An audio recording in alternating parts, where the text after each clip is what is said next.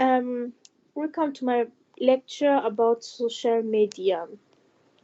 We start with the outline. I have three outlines. Number one is positive and negative effect by social media. Number two, the role of social media in education. And number three, are social media dangerous?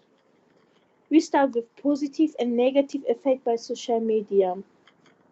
Stay in contact with you can stay in contact with your family members or friends who are far away.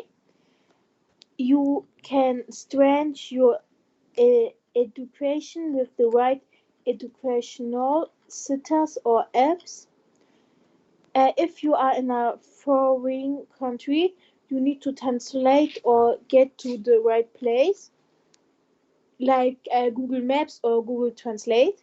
If you are seriously ill or hungry, uh, and and hungry.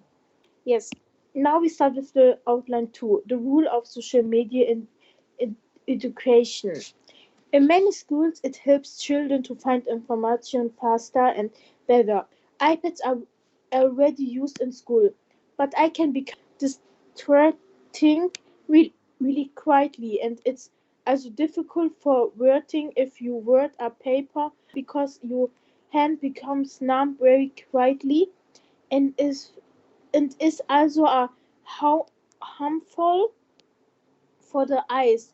Research also, also say that it's not very recommended that children use iPads at school or the media in general because it's a lot of fake news spread.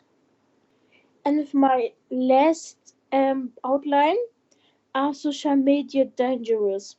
Social media can be really dangerous for children due to bad websites or games that can have really seriously impact on children physics.